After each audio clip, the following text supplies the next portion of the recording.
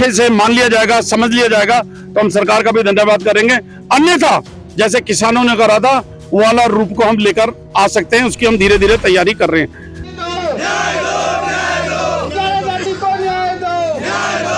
की सरकार थी, उन्होंने स्वीकार नहीं किया। उसके बाद भारत में कोई ऐसा विभाग नहीं है जिसके अंदर मैं नहीं गया और सभी के मेरे पास जवाब है। प्रधानमंत्री का, राष्ट्रपति का, गृह मंत्री का, ST/SC आयोग का, बहन मीनाक्षी लेखी का, समाज कल्याण मंत्री का, रेवेन्यू डिपार्टमेंट का, केजरीवाल का, कोई ऐसा विभाग नहीं है जिसका मेरे पास जवाब नहीं है। केवल और राजधानी दिल्ली के जंतर मंतर पर आज अखिल भारतीय 11 समाज जागृति परिषद द्वारा एक विशाल प्रचंड प्रदर्शन किया गया, जिसमें 11 समाज के लोग शामिल रहे। आपको बता दें कि उन्होंने केंद्र सरकार से मुख्य मांगे रखी हैं, जिसमें प्रमुख तौर पर भारत सरकार के संविधान के अनुच्छेद 341 एवं 342 के तहत संसद में 2/3 बहुमत से संशोधन करके विधेयक पारित करना और साथ ही देश भर में जहां 11 समाज के लोग रह रहे हैं वहां उन्हें अनुसूचित जनजाति में शामिल किया जाए और साथ ही दिल्ली सरकार के अनुसूचित जाति सूची में 11 शब्द की त्रुटि को ठीक करके उसे सही किया जाए, जिसके लिए उन्होंने केंद्र सरकार से भी आग्रह किया है। आपको बता दें कि 11 समाज से प्रबुद्ध और गणमान्य लोग देश भर से आज इस विशाल प्रचंड प्रदर्शन में शामिल हुए और ये पूरा विशाल विरोध प्रदर्शन राष्ट्रीय अध्यक्ष सुधीर कुमार गेहारा के नेतृत्व में आयोजित किया गया। आपको बता दें कि सुधीर कुमार गेहारा के आह्वान पर ही आज पूरे देश से 11 समाज एकजुट होकर जंतर मंतर पर शामिल रहा। आइए सुनवाते हैं आखिर सुधीर कुमार गेहारा का क्या कहना है।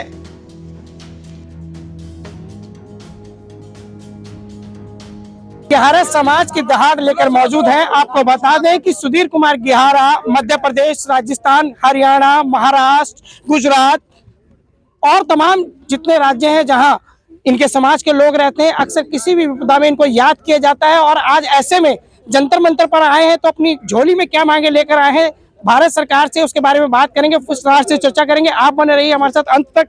सर, बहुत बहुत स्वागत है आपका न्यूज फोल्डर में। आज जंतर मंतर पर 11 समाज की क्या दहाड़ है?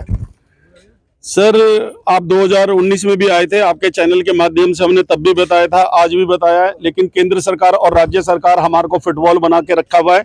हमारी जो मांग है, हमारा पिछले 50 साल 60 साल से सर्टिफिकेट बन रहा है 11 नाम से, जो कि उचित नाम है, उसको स्पेलिंग मिस्टेक कर दिया ग्रह। हम चाहते हैं कि एक तो ग्रह को हटा के 11 किया जाए। एक जाति की लिस्ट में गाली सूचक शब्द है सीरियल नंबर 20 पर।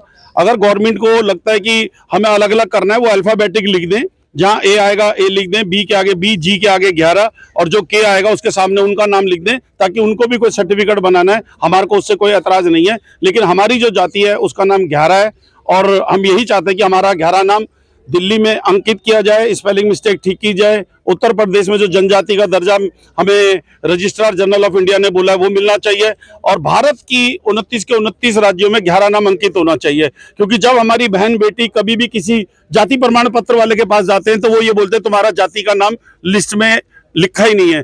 तो आपके चैनल के माध्यम से हम भारत सरकार को, राष्ट्रपति जी, प्रधानमंत्री, गृह मंत्री, बहन मीनाक्षी लेखी, समाज कल्याण मंत्री, उनसे यही गुहार लगा रहे हैं कि हमारी ये 3 मांग जो कि बड़ी जेन्युइन है वो पूरी की जाए। बहन मीनाक्षी लेखी ने 2011 में हाई कोर्ट में केस लड़ा था और समित पात्रा जी ने कि ये गाली सूचक शब्द हर जाति के साथ हटना चाहिए, 11 नाम के साथ भी हटना चाहिए, जबकि एक जाति के साथ में हट भी चुका है, उनका नाम वाल्मीकि हो गया है। हमारे को उससे कोई एतराज नहीं है। हम चाहते हैं हमारे साथ भी गाली सूचक शब्द डिलीट हो जाए, हमारा जो उचित नाम है 11 वो अंकित हो। और उसके बाद में हमने 2021 में भी हाई कोर्ट में केस डाला तो चीफ जस्टिस ने यह बोला कि हम केंद्र सरकार और राज्य सरकार को कहते हैं कि इनकी जेन्युइन मांग है, इसको पूरी किया जाए, जो नहीं की गई अभी तक। और जो बहन मीनाक्षी लेखी ने ऑर्डर कराया था हाई कोर्ट से, वो ऑर्डर की भी कॉपी हमारे पास है। उस समय शीला दीक्षित की सरकार थी, उन्होंने स्वीकार नहीं किया।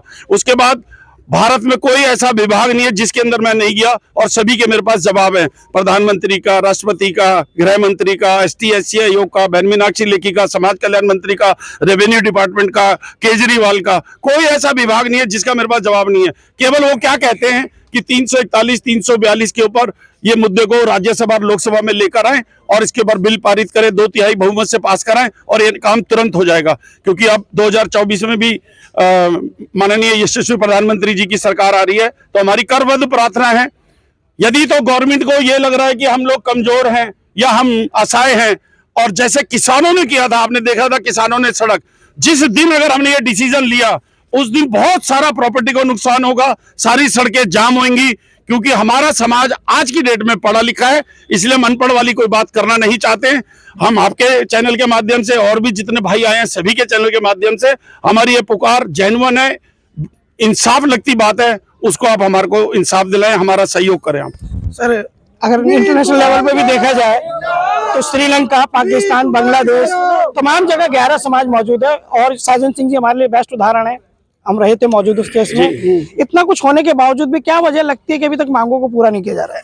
सर, जो राज्य सरकार है केजरीवाल की, वो कहता है केंद्र करेंगे। राज्य सरकार के जो आईएएस ऑफिसर हैं, हम उनके पास जाते हैं विधानसभा में, वो कहते हैं समाज कल्याण मंत्री करेगा। समाज कल्याण मंत्री के पास जाते हैं, वो कहता है एसटी एससी आयोग करेगा। हमको तो फुटबॉल बना दिया ना सर, और है कुछ भी नहीं। हमारे मुख्य वरिष्ठ महासचिव सुभाष जी कहते हैं कि ये अध्यादेश भी ला सकते हैं, और ये चाहे तो बहुत इजी है, इनके लिए कोई कठिन काम नहीं है। महाराजगंज में रेलवे का भी मुद्दा चल रहा था। हाँ सर, वो कोई पूर्व एमएलए थे और उनकी 10-20 एकड़ जगह है, उसके ऊपर से रेल का ट्रैक जाना था। उन लोगों ने, हमारे 11 समाज के जो लोग हैं जिनके मकान प्रधानमंत्री आवास योजना से बने हुए, उनके ऊपर ट्रैक लाके रख दिया।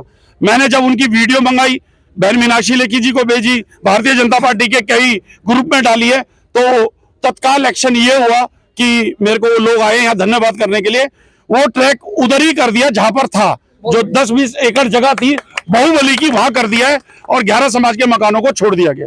अच्छा सर, आखिरी सवाल रहेगा कि शांतिपूर्ण आंदोलन आप कर रहे हैं, अगर अब भी मांग नहीं मानी गई तो अगला चरण क्या होगा?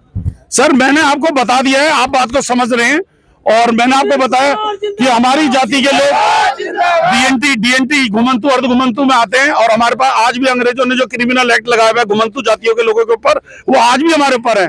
तो आप समझ लो कि हम किस तरीके की लड़ाई झगड़ा या किस तरीके का उपद्रव कर सकते हैं, लेकिन हमने सबको मना किया हुआ है। यहाँ पर भी जो हमारा प्रदर्शन होगा अभी उस बैरिकेड से इस बैरिकेड के बीच में ही होगा, जैसा कि हमें डीसीपी साहब ने कहा है। हम बिल्कुल पढ़े लिखे वाली बात करना चाहते हैं, हम नहीं चाहते कि किसी तरीके की कोई ऐसी बात हो जो हमारे लिए भी शर्मनाक हो, क्योंकि जब हमारी बात को अच्छे से मान लिया जाएगा, समझ लिया जाएगा, तो हम सरकार का भी धन्यवाद करेंगे। अन्यथा जैसे किसानों ने करा था वो वाला रूप को हम लेकर आ सकते हैं, उसकी हम धीरे धीरे तैयारी कर रहे हैं। सर आप क्या कहेंगे? महासचिव ने मैं केवल एक बात आपको कहना चाहता हूँ। परिचय दीजिए पहले अपना। मैं सुभाष ग्यारा, इस अखिल भारतीय 11 समाज जागृति परिषद का वरिष्ठ महामंत्री हूँ।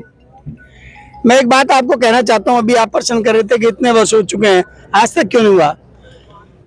भारत की राजनीति का अपना एक स्वभाव है कि जिस जाति विशेष के लोग संसद में बैठे हो, नगर पालिका में बैठे हो अथवा दूसरी एजेंसीज में बैठे हो, वहीं उनकी वो मांग पूरी होती है। या व्यक्ति संविधान की परिधि से हटकर आतंकवाद का रास्ता अपनाए तो सरकार उसको हाथ जोड़कर आमंत्रित करती है, लेकिन 11 समाज के लोग संविधान की परिधि में रहते हुए, मर्यादा का पालन करते हुए, इस राष्ट्र की संपत्ति का नुकसान न हो, इन सारी भावनाओं को रखते हुए हम आंदोलन अपना करते हैं, और उसका परिणाम यह है कि हमारी उचित मांगों की भी सरकार अनदेखी करती है, अवहेलना करती है।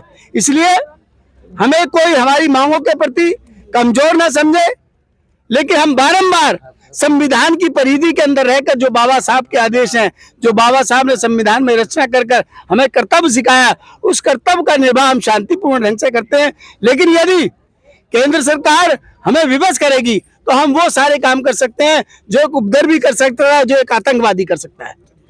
लगातार सुधीर कुमार ग्यारा अपने समाज को लड़ाई करते आए हैं, और केंद्र सरकार हो या राज्य सरकार हो, जब उनको उदासीनता दिखी और लचर व्यवस्था दिखी तो उसके बाद आज मजबूरन उन्होंने दिल्ली के जंतर मंतर पर 11 समाज के जो मांगे हैं उनको लेकर के अपनी आवाज उठाई, और साथ में सरकार को चेतावनी भी दी है कि यदि उनकी मांगे समय रहते नहीं मानी गई तो निश्चित रूप से बड़ा आंदोलन देश के सामने होगा। मैं गुलशन सैफी सहयोगी किरण शर्मा के साथ दिल्ली जंतर मंतर।